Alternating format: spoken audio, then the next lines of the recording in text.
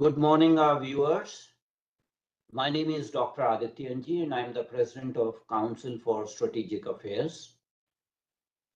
Welcome to the one-on-one interview, Strategically Speaking with Dr. Adityanjee, episode number 35. Today is Sunday, May 11th, 2025, and it is approximately 8 a.m. in the morning in United States. We have a very distinguished guest with us, Major General BK Sharma. Major General BK Sharma is a highly distinguished soldier who currently is Director General of the United Services Institution of India, a military think tank that was started in 1870. Major General Sharma has edited more than 8 books. He has participated in UN missions. He has been observer there. He has visited more than 35 countries. He has written numerous research articles, is a media personality and a strategic thinker and geopolitical analyst. And we are going to have a conversation on Pakistan's attack on Pahalgam, civilization issues, as well as strategic implications.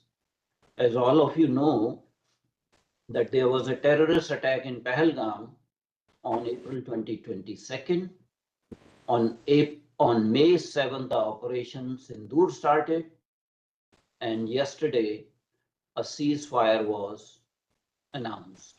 So a lot has happened during this short period of time, and we would like to learn from the amazing wisdom of General BK Sharma about these issues. So welcome to you on our platform, sir, Major General Sharma. Thank you, Dr. Adityanjee. It's been an honor to be on your show. Thanks. So let's start with this terrorist attack on Pahalgam. Questions come. Why this terrorist attack on Pahalgam by Pakistan? And the question number 2, is there a perennial itch for Pakistan that it keeps on creating incidents like that, using terrorists as proxies of the state? See, there is nothing new in what Pakistan has done in Pahalgam. This is not the first attack, and probably there'll be more such attacks. Now, from where does this emanate? It essentially emanates from the doctrinal thought of two-nation theory on which Pakistan was created. And I will not go into the history of this theory, but its recent evoking by none other than the Chief of Army Staff, who is de facto the ruler or the Emperor of Pakistan. We know that he is orthodox, uh, extreme orthodox, and say puritanical follower of Islam. He's done Hafiz-e-Quran, that is memorizing a Quran by heart, and his father also has been an Orthodox Muslim. He invoked this theory when he was addressing a Loya Jirga in Khyber Pakhtunkhwa in 2023, that Hindus and Muslims cannot coexist and we are a different nation. Recently, on 16th of April, again, while he was talking to Pakistani diaspora, he emphasized on two-nation theory, portraying it on the lines of a deep religious chasm between the Hindus and Muslims, two different religions, way of life, and therefore they cannot coexist. And he also added that this message needs to be conveyed to the next generation. And then Pahalgam happened. And the manner in which Pahalgam happened, for which the resistance movement, which is an offshoot of Lashkar-e-Taiba, which is a proxy of ISI and Pakistan Army base in Muridke, they own responsibility, the resistance front. And we had information that at least out of four terrorists, at two of them were from Pakistan, including one SSG commando, you know. Now, the manner in which this terrorist attack was committed is heinous. They segregated people in the name of religion. They were asked to recite kilma, and then there was a physical verification in terms of circumcision and all. And in presence of ladies and children, they were killed. What happened immediately after this attack? On 26th of April, Asif Banir made another speech at Pakistan Military Academy on the eve of passing out parade, invoking this two-nation theory. So this is the kind of a mindset, jihadi mindset, and which is goes in keeping with the, if you look at the logo of Pakistan Army, which is Imam, Taqwa, Jihad fi Salil Ullah. That means we have to have faith, then piety, and jihad in the name of Islam, in the name of Allah. Now, this is what they have been teaching their people. And there was no other proof of this when you look at the funeral procession of these fallen terrorists in Muridke, that there was the lieutenant general, there was a state funeral, and we saw many other people, laying wreaths there. And that fully establishes the complicity of Pakistan as a jihadi state. Actually, And the coffins were draped in Pakistani flag, Pakistani national flag. flag. So I think what more proof that we need about this, and the mere fact that so many wanted terrorists, including Osama bin Laden, they were found in Pakistan, and they were under the scanner of FATF for nearly a decade. So there is no sort of over justification of this. It's a cut and dry kind of a case. Now, the question is, will this behavior of Pakistan change? I don't think as long as Munir and this ideology remains there, which is likely to remain, we should not expect any miracles, irrespective of this ceasefire from Pakistan. If you wish, I can dilate on the manner in which this whole operation played out, subject to your questioning, because I don't want a very long speech to make. So, a couple of things. One is that prior to this terrorist attack, there were reports that a private firm in US, Maxar Technology, was in partnership with a Pakistani entity called BSI, and high resolution satellite images of Pahalgam and certain other areas in Union Territory of Jammu Kashmir were sold to Pakistan to an individual who heads that company. This person was in US prison for 1 year and 1 month for diverting actually classified information to Pakistan Atomic Energy Commission. Do you have any comments on this? On No, the I'm pre-planned nature of this attack? You see, this was definitely pre-planned. There is no denying the fact. I'm not privy to the information that you shared, but it was pre-planned. And the reason for this was that, firstly, Pakistan's military image in its own country is at its lowest ebb. I'm told my friends who recently visited Pakistan that Pakistan military personnel were very shy of visiting marketplaces in uniform. And the kind of treatment they have meted out to Imran Khan, and the kind of treatment meted out to Tariq-e-Insaf of Pakistan, tinkering with judiciary and many other things. So their thing was at a lowest ebb. So they definitely wanted to distract attention, and the kind of problems they are facing in Balochistan. Khyber Pakhtunkhwa, Tehrik-e-Taliban of Pakistan, and even the very relations with the Taliban on Durand line. So there were internal problems, there were external problems, and now what comes forward is definitely, put all fingers towards India and play India bogey. And that is why in his speech he mentioned again that uh, Kashmir is a jugular vein of Pakistan. And this is at a stage when Kashmir was having a blooming terrorism season. People were extremely happy, You and meant he tourist season, not terrorism season. a Tourist season. tourist season, and people were extremely happy. Domestic economy has taken an upswing, so he wanted to sort of disrupt all that, deflect attention and disrupt this peace and prosperity which is coming to Kashmir. So it was a very well orchestrated and forethought kind of an action about this terrorist act. Now, since we discussed the doctrinal aspects, I would like your comments on an observation that I made that three chief of army staffs of Pakistan who were Muhajirs, they were much more fundamentalists than rest of the chief of army staffs.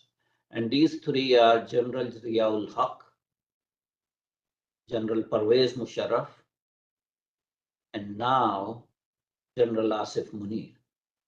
All of three were born in undivided India, migrated, their families migrated to Pakistan. And these three were uniquely more fundamentalists than any professional soldier would be expected. As a military man, what are your comments on this? So it's very amazing. I have been all over the world as a UN military observer and as a defense advisor.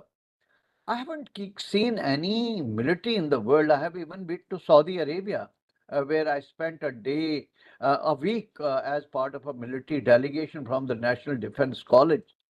The kind of psychology and thinking which Pakistan top military establishment harbors is unprecedented. And perhaps there is a deep psychological complex for them to prove themselves to be more Muslims than the Muslims are. And that is why, disowning their civilizational linkages with India, they are sometimes trying to be more puritanical than Saudi Arabia, and other times they want to be more culturally more rich than Turkey. So it's a huge identity crisis, and that is how Parvez Hudbay, in his speech, in his writing, he calls Pakistan a confused state, and that confusion is also manifest in Jinnah. When on after creating Pakistan on two nation theory, and when he was asked a question about constitution of Pakistan, he said our constitution was written 1300 years ago when Quran Sharif was written. And then on 11th of August 1947, he said, now that Pakistan has been created, there are no Hindus, Muslims, Sikhs, Christians. Everybody is free to go to Gurdwara, uh, to church, to temples and things like that.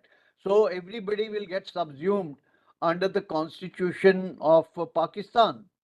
And 2 years down the line, they amended that constitution and introduced tenets of Islamic law into that.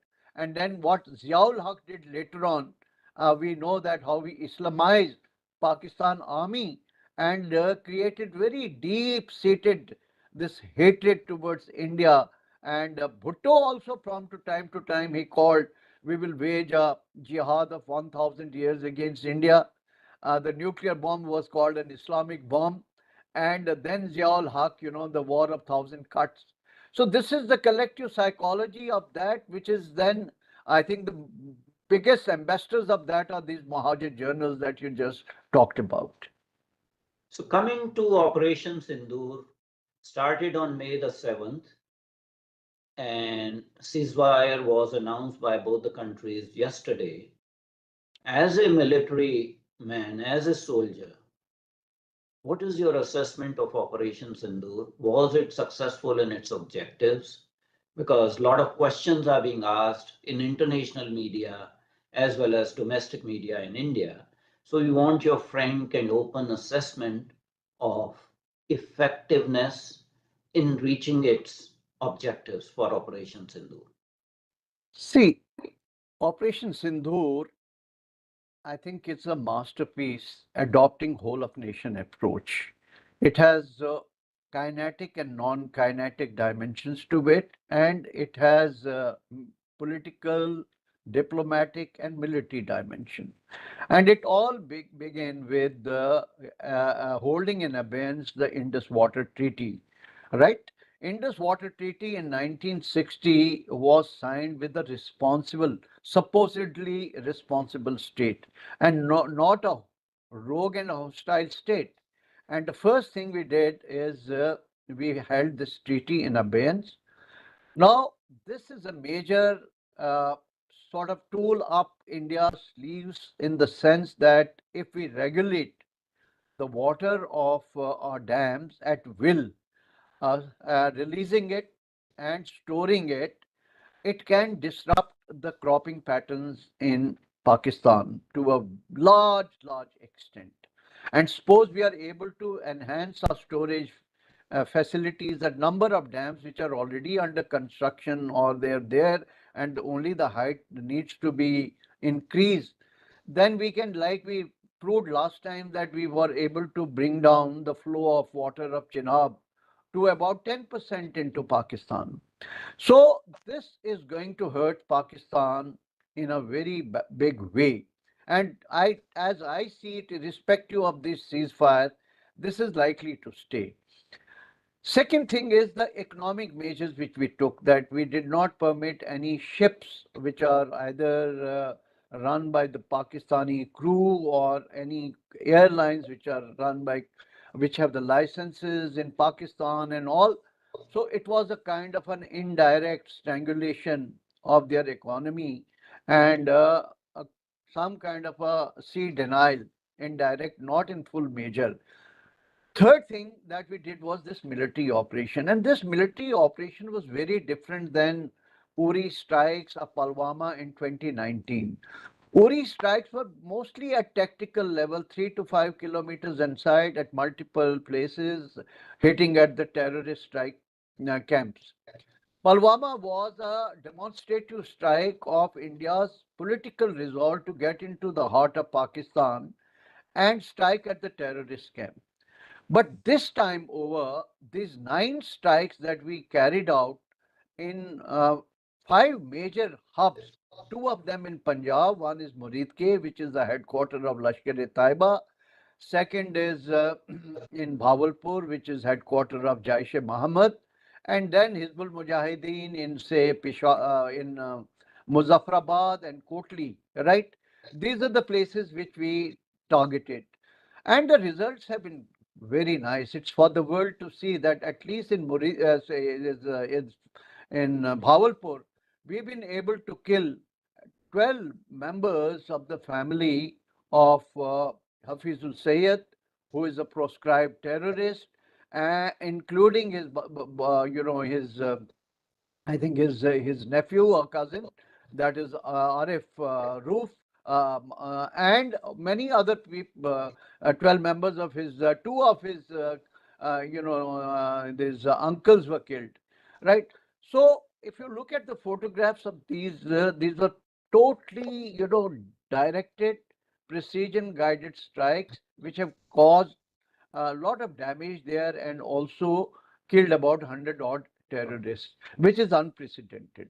And thereafter, when Pakistan came this side, we were able to almost repulse all their drone and missile attacks. We had a wonderful system of what you call is S-400, the 2 batteries out of 3 that we deployed on our western borders, Barak Israeli missiles, and our indigenously developed what you call Akash missile, and these Gosh. were all integrated, and we had an automated command and control system. So most of their these attacks were repulsed. On the other hand, our attacks at their five of their military bases and some of the silo sites have been extremely effective. So, on the whole, I think Indian military has demonstrated a very high degree of professionalism while maintaining, poise and calibrating the attacks and using this military power in a very, very responsible and sensible manner. We avoided hitting out the military targets till Pakistan started, targeting our military installations and all, and that is why on the third day or fourth day we had to then hit out at their air bases. Talking about sea denial, that, there were reports that INS Vikrant, the aircraft carrier, was in Arabian Sea. Uh, there were reports that as Operation Sindoor was on, Turkey had sent a warship, PCG Ukuyada, at Karachi Port Harbor, ostensibly on a goodwill visit. But there are speculations that there were transfer of arms and drones from Turkey to Pakistan through this route, as well as by an air transport plane C-130. Any comments on that? Yeah, see, it's obvious that, see, this kind of statements which leadership of Turkey has been making, they have totally thrown their lot with Pakistani side, even diplomatically. And Pakistan is relying upon large number of drones from Turkey, and this was a transshipment which came, consignment which came, containing lot of drones and other weaponry which Pakistan has been using. So that is what has exactly happened. There are also reports of perhaps some kind of consignments even come from China, and that is how Pakistan was able to create a spurt in its drone attacks against India. So you talked about Pakistani ammunition and equipment for Pakistan. They are, of course, ironclad brothers, and China has consistently supported Pakistan even after the ceasefire. That's true. You look at UN Security Council when the 15-member UNSC met, they had toned down that initial resolution of condemnation, right? Without naming Pakistan, and they just gave a kind of a moral lecture. It was at the behest of China, and at the moment, Pakistan is also a non-permanent permanent member of UN Security Council. Subsequently, I was watching right on the very first day on 7th May. I read Chinese media, and they were full of stories, parroting the Pakistani narrative about loss of aircraft and other things. And later on, the kind of language they were using was about, exercising restraint and global peace and security and other things. There was a slant towards Pakistan, but only good thing was that this time Chinese have not upped the ante at the line of actual control. In the wake of thaw in the relationship, and after our Prime Minister and President Xi Jinping met at Kazan, there's been some normalization of relations, and they did not up the ante or show any untoward or any sort of suspicious moment at the line of actual control. But our foreign minister and Wang Yi, they are both in touch, and they've been exchanging their views from time to time. There are reports in the Western media that the ceasefire was announced on behest of United States. And Pakistani media is celebrating Pakistani Prime Minister thanked Donald Trump for working towards ceasefire. What is the perspective in India? Did US play a role or US is just taking the credit for this ceasefire? No, I would tend to believe that US has played a role in the sense that right from the beginning, Rubio, their national security advisor, even Vice President Vance, they've been on record saying that the situation needs to be diffused. And subsequently, if it does appear plausible that Pakistanis would have approached them for a ceasefire, and then the tweet which came from President Trump himself saying that the two leadership of the two countries have shown common sense and intelligence to diffuse the situation. So on the whole, I think there appears to be some back channel diplomacy in which not only United States of America, maybe Saudi Arabia to an extent, and even Qatar would have been involved. I believe there was a visit of a minister from Saudi Arabia both to India and Pakistan, and all back channel diplomacy would go. But I would say the end product is it is Pakistan's DGMO who called our DGMO at 3:15 or so, requesting for a ceasefire. And well, since India had achieved its military objectives and right from the beginning, our aim was not to wage a war against Pakistan, but go against the terrorist strikes. It's Pakistan that tried to escalate. So our objectives were served, and therefore we agreed to ceasefire.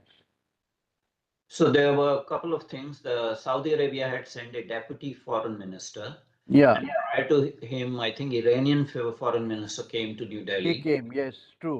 So there is some talk about possible mediation through them. Yeah. As far as US role is concerned, initially Vice President JD Vance had said it is none of US's business to get involved in it. Initial response from President Trump was also that they have been fighting for a long period of time. It's shameful, but let this go on.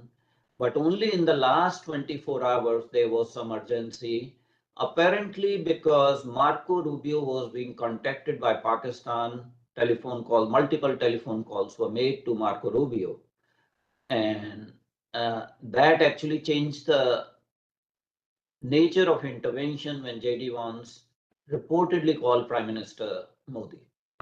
See, the reason for Pakistan to take recourse to approaching US is they try to sort of play the nuclear card.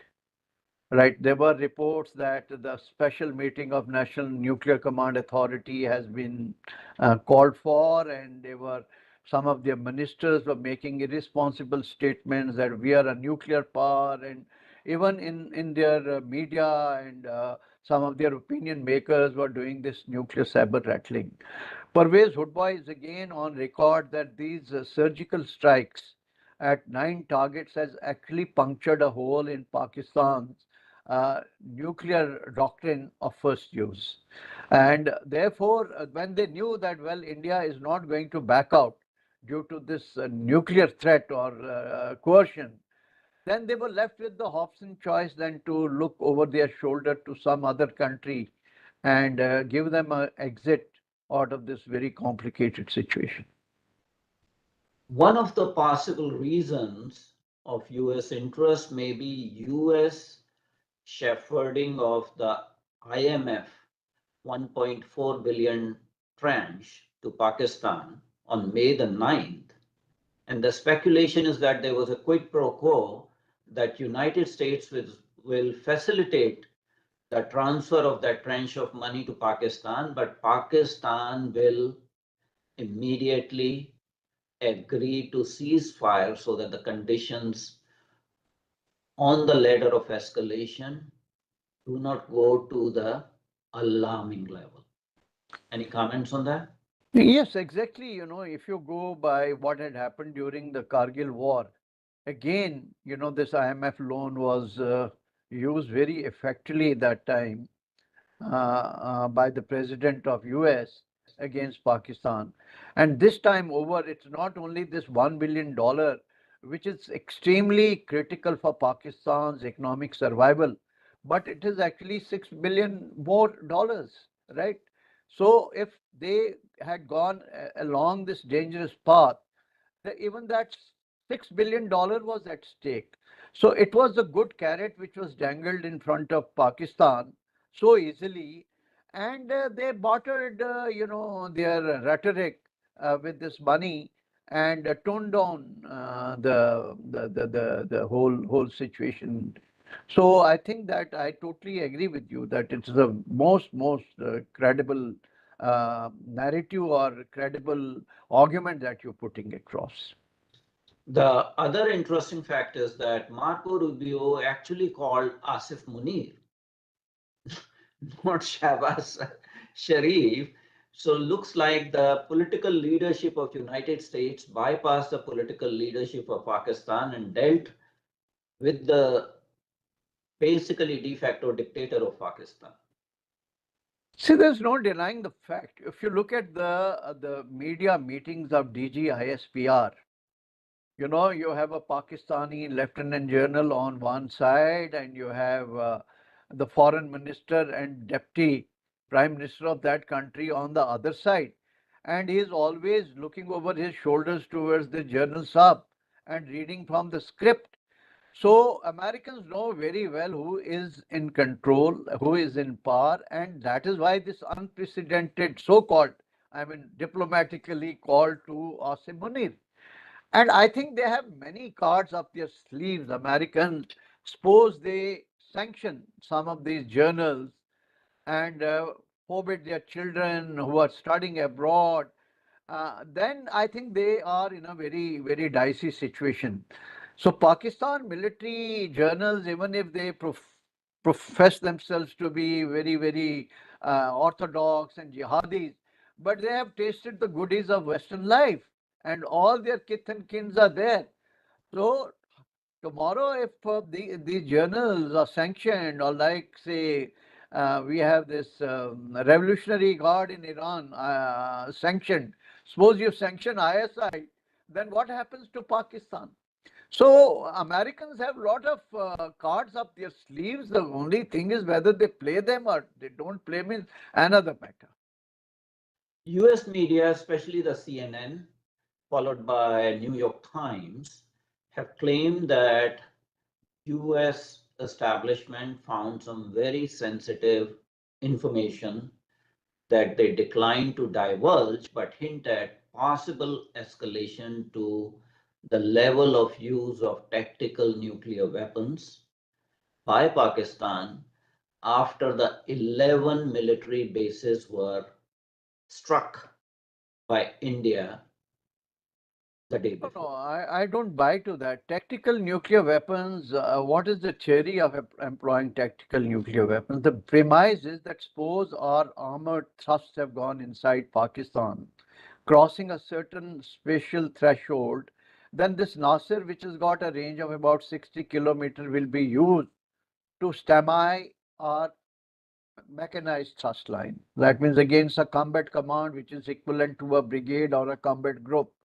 And if they use tactical nuclear weapons, then their own population will get affected. It is not only one odd village of Punjab or Rajasthan. Their own population is more dense on the other side. So it is not more or so much about tactical nuclear weapons. It is actually use of the ballistic missiles. Now we do not know with what warhead is this ballistic missile. They can carry conventional warheads and they can carry nuclear warheads. So there are reports that they had used maybe one of the very low grade this conventional warhead ballistic missile, and they were also saying that India has also used BrahMos. So it was the risk of they using some of these Shaheen series of missiles, and maybe India using BrahMos or maybe a ballistic missile. So it was when the pointers were getting into that zone, That is how the bells were ringing, and not so much as use of tactical nuclear weapons. Actually, one of the ballistic missiles was intercepted in Sirsa by Yeah, India. they So, fired it at Delhi. Delhi was targeted. Amritsar, Jammu, Udhampur, Srinagar, Pathankot, they've left virtually no place to target. But we were able to intercept all those missiles. so as we speak, there is quote unquote celebration in Pakistan over supposed victory. But that kind of narrative is fueled by reports in the West. There was a report in the Telegraph basically saying that Pakistan was ably aided by China in their missiles and drones and their air defense system, making use of Rafales by India useless, and India could not deploy the Rafales to 300 kilometers. It's a very detailed report, I and I'm read that. sure. I read that report by Telegraph. They're talking about that this missile, which is PL-15 missile, PL-15. which is carried on GF-10, has a range of 300 kilometers. I would say that, well, let's wait, because as a military professional, I would not like to speculate. It's a fact that Pakistan is equipped with F-16, but as per their treaty obligations, contractual obligations with US, they cannot use it for against India. It is only for the terrorist operations. Otherwise, Americans will get after their backside unless there is a wing from America. But JF-10 and JF-17 do make a formidable. They are nearly 4.5 generation aircraft. And this missile you're talking about, PL-15, and perhaps surreptitiously Chinese would have passed on some electronic warfare capabilities to Pakistan. Now, what effect it had on our aerospace operation, we have to very, I would say, in a very objective manner, assess that threat and take remedial measures and enhance our own electronic warfare capabilities. But at the moment, what insight they have into the intelligence of India and what has happened, this is going to probably unfurl in times to come. But we got to take a note of, even if it is a hypothesis at the moment, we cannot ignore this hypothesis and just brush it under the carpet. Let's wait and watch. And I'm saying that our Air Force and military establishment and scientists will take a due cognizance of this. You are a military man, so you would not take any political stance. But domestically within India, some people are criticizing the government for announcing ceasefire. And apparently they would have liked for the government or our armed forces to finish the job rather than prematurely declare ceasefire. I know you are not a political No, person. I can comment on. I was yesterday on Barkha Dutt's show on Mojo Story, and immediately, this ceasefire was announced, and then it was breached by Pakistani side. My views on this are very simple. See, we were not looking for a decisive classic military against Pakistan. All we were looking at is that, well, they should realize this. There has to be a kind of a punishment or retribution, that they understand the risks of, perpetuating cross-border terrorism. And they should not go on a premise that India will not hit. So we upped the ante this time. Now, when they were totally frustrated because most of their attempts to target our cities and military installations were repulsed, suddenly on a whistle, this ceasefire was announced. My take on this is, yes, ceasefire we would respect, but let just this, if this was played out like this, that, oh, there's a ceasefire offer, we'll look over it, we'll contemplate over a night, and we will hold fire, and we'll wait for Pakistan to show some sense of responsibility and not be in a great hurry to accept it. We would have perhaps spent couple of more hours to let the things pan out. And what has happened the moment we accepted this ceasefire, Pakistanis immediately, immediately they broke the ceasefire. What has that been done by Americans to hold them accountable to that, right? So again, our foreign secretary had to come and say, well, we will retaliate and all. So my point is not that we shouldn't have accepted ceasefire, but in the in the so-called understanding, it's not even an agreement which is written on a piece of paper. In that understanding, there is an element of equivalence which has come, as if Americans are preaching in the same breath to India and Pakistan. Certain guarantees or certain conditionality should have been factored in, and there should have been some mention of cross-border terrorism and aspects like that. It shouldn't have come as a bland document which is just rattled out, and then the next thing that we see is Pakistan is violating it. It's only from that perspective that, well, maybe it's a lesson learned, or perhaps government may be in a better position to understand the actual realities, and we can, on hindsight, keep passing any judgment. But it does raise certain questions, and in our democracy, I think it is a good sign that those questions are raised.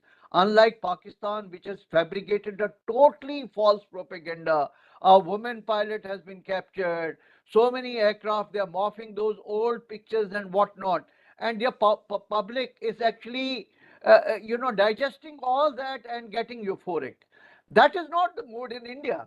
Here we are very circumspect, we will critically examine everything and then take a decision. But this notwithstanding, one thing which stands out very clearly, that the whole nation across the political spectrum and ethnic spectrum was united in calling Pakistan's bluff. They were wholehearted support to the government, and this is first time that there was condemnation in Kashmir, candlelight marches, assembly they passed a resolution. Even Mirwaz, he was a die-hard, separatist. He also condemned this attack. So I think it's a very good slap by the people of Kashmir on the face of Pakistan. While a professional analysis of the success of Operation Sindoor is done, one obvious thing is for India to increase its budget for being prepared on an ever vigilant basis. Uh, any comments on that? Yes, see, there is no denying the fact, particularly as far as air power capabilities are concerned. Today, we are down to 31 and a half squadron. Tejas 1 and Tejas 2 are delayed by about 2 to 3 years. Pakistan has about 24 squadrons, and I won't count the squadrons of China. Chinese have already graduated to Generation 5 aircraft, right? So I think it is the sense of great urgency that we need to invest more money in defense and have at least whatever this critical deficiency in our air power is concerned, this needs to be met. We also need to address this issue of air defense, right? We have at the moment three batteries, two more are expected, and we should look at some alternate systems also to beef up our air defense. Again, Chinese are very well ahead in terms of rocket forces. You see the number of missiles they have and their full-fledged rocket force. We have to increase our own missile arsenal and drone warfare, autonomous drone systems and all. Indigenization must take place at a very fast pace. And then is the question of artificial intelligence and machine learning, because all the future weapon systems are going to be, run by artificial intelligence. There will be lethal autonomous weapon system, and the research has to go in that. Laser weapons, microwave weapons, and such like other niche and disruptive technologies, space, counter space technologies. If we have to really fight the future wars with success and achieve a victory for our country. In any conflict with Pakistan, Pakistan uses the madman technique of putting a gun to their head and asks international community to save it because, quote unquote, I'll blast my brains off by invoking nuclear weapons, by fear mongering that nuclear threshold would be achieved. And the sole doctrine of Pakistan having nuclear weapons is India, that their nuclear weapons are India specific. They have a full scale deterrence doctrine now, not credible minimal deterrence. And they have said they will have the first use. India, in contrast, has a no first use doctrine. At a doctrinal level, is there need for revising NFU doctrine and change it to not first use doctrine, but to a much more ambiguous sole purpose declaration so the enemy does not believe that you will only indulge in retaliatory strike? Any comments on that? See, first, I would like to say that when you see this proliferation network of AQ Khan was revealed, Americans took a very serious cognizance of that, and they did visit their facilities, and certain safeguards were created. That was the time that we were talking about, jihadi nuclear, this contamination attacks being undertaken, and the question of attributability, because within their this nuclear establishment, there were people of this kind of ideological leanings. Now, if you have people like Munir at the helm of affairs who are very openly talking about, this religious divide and two-nation theory, are the weapons of mass destruction safe in such hands? The world has to uh, get up and ask this question, and there would be many more like him, right, in the ranks. So the question has to be asked to Pakistan: is it a responsible state? One. Second issue, which is very important, that I think India has to beef up its own nuclear triad capabilities, right? Particularly having had the third leg, that is the sea leg, and have multiple entry vehicles and things like that. And at the moment, whether it is CIPRI or it is any other think tank, they are giving a little edge to Pakistan in terms of number of warheads that they have. So, yeah, by about maybe 10, 15 more warheads to Pakistan vis-a-vis India. So Chinese, on the other hand, are now racing towards about 1,500 warheads. Ours is maybe about to the tune of less than 200 warheads, maybe 150, 60, 70, I don't know. So I think we have to pay more attention to our nuclear capabilities. Third thing, the debate at least should begin here. If not first use, at least what you call is launch on warning kind of a thing has to, at that debate has to begin, and we have to have a nuclear doctrine little more nuanced, and if not outrightly the first strike. Yeah. Like launch and warning kind of a doctrine is very much there, and is it time when Pakistan is talking about zero range capabilities, right? They're talking about nuclear mines. They're talking about artillery shells, nukes in the artillery shells. It is time for India also, I think, to review and see that what changes we can bring in our nuclear doctrine, which are more pragmatic and in keeping with the developments that are taking place. AI will have a major effect on command, control, and communication system. So even soft attacks against our nuclear assets. What is that example of what the Israelis and Americans did the Stuxnet against Iranians? We have to create a very robust sort of a shield against our nuclear assets so that they are not prone to such attacks. Chinese are very good in cyber offensive cyber capabilities. And the last thing is that I think this weapons of mass destruction falling in the hands of jihadis, contamination attack, we have to take it very seriously. Thank you very much indeed, Major General BK Sharma. You have done us an honor, you have done the nation an honor by coming on this platform and explaining to our viewers in very simple terms very complex decisions that the nation's political and military establishment had to take. We hope that you will continue to grace our platform in future as well. Thank you very much indeed, sir, for coming today. Thank you, Dr. Adityaji. It's an honor talking to you. Thank you. Oh, namaskar. नमस्कार. Disconnect हो गया अभी कर रहे हैं जी जी